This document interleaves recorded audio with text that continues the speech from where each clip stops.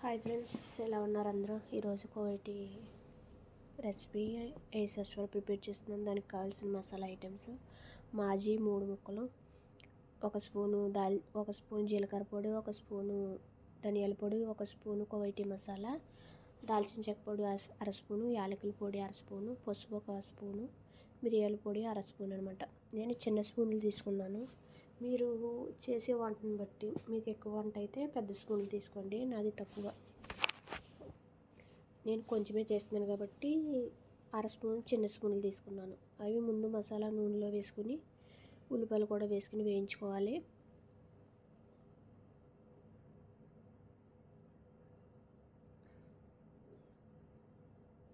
తర్వాత capsicum cut చేసుకునే capsicum కూడా నూనెలో వేసి వేయించుకోవాలి.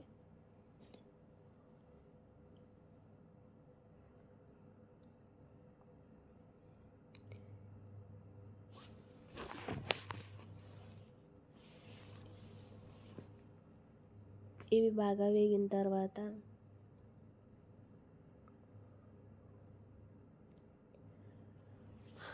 బాగా వేయించుకున్న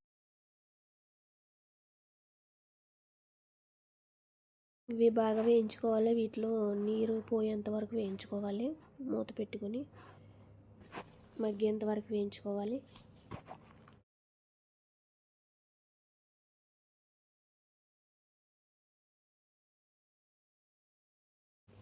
అవి మగ్గిన తర్వాత మనం ముందుగా క్లీన్ చేసుకున్న కోళ్ళు కూడా అందులో వేసుకోవాలి. వేసుకొని మనం తీసి పెట్టుకున్న మసాలాలన్నీ అందులో వేసుకోవాలి. అది అల్లం పేస్ట్ అనమాట. అల్లం పేస్ట్ నేను ఎక్కువ అల్లం వెల్లుల్లిపాయ ఉంటే నేను గ్రైండ్ చేసుకుని డీప్ ఫ్రిడ్జ్లో పెట్టుకుంటాను. అందుకని అలా గడ్డలా ఉంది. మసాలాలు అవన్నీ వేసుకుని బాగా కలుపుకోవాలి.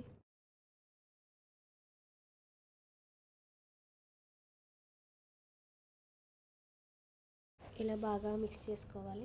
ఇలా మిక్స్ చేసిన తర్వాత మూత పెట్టుకుని మగ్గుతాయి. అలా మగ్గిన తర్వాత 10 నిమిషాలు మగ్గిన తర్వాత హాట్ వాటర్ వేసుకోవాలి. మీ దగ్గర హాట్ వాటర్ ఉంటే హాట్ వాటర్ వేసుకోండి, లేదంటే చల్లనీళ్ళు అయినా వేసుకోవచ్చు. కోవిటి వాళ్ళు ఎక్కువ హాట్ వాటర్ వేయమంటారు వంటలో, అందుకని నేను హాట్ వాటర్ వేస్తున్నాను. అలా బాగా మగ్గిన తర్వాత హాట్ వాటర్ వేసుకోవాలి.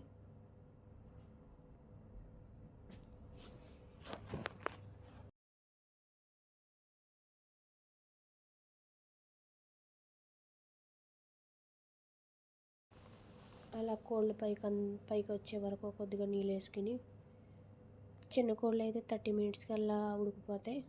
కొద్దిగా పెద్ద కోళ్ళు అయితే 40 మినిట్స్ అలా టైం పడుతుందండి. మీ రుచికి తగ్గట్టుగా సాల్ట్ వేసుకోండి. మా వాళ్ళు తక్కువ తింటారు కాబట్టి నేను తక్కువ వేసుకుంటున్నాను. కోళ్ళు పెద్దవి కాబట్టి నేను 40 మినిట్స్ టైం తీసుకుంటున్నాను ఉడకడానికి. మూత పెట్టేసుకోవాలి.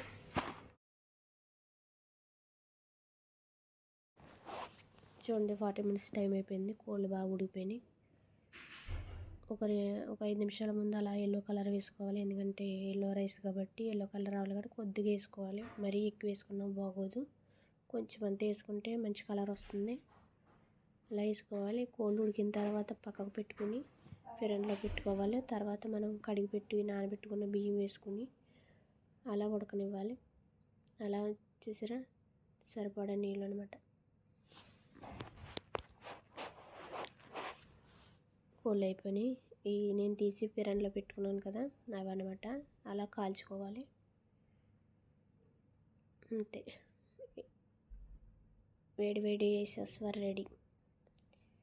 అంతే, చాలా సింపుల్ అండి. కువైటీ వంటలు చూడడానికి కష్టంగా ఉంటాయి కానీ చేయడానికి చాలా easy. Please subscribe my channel and like, share.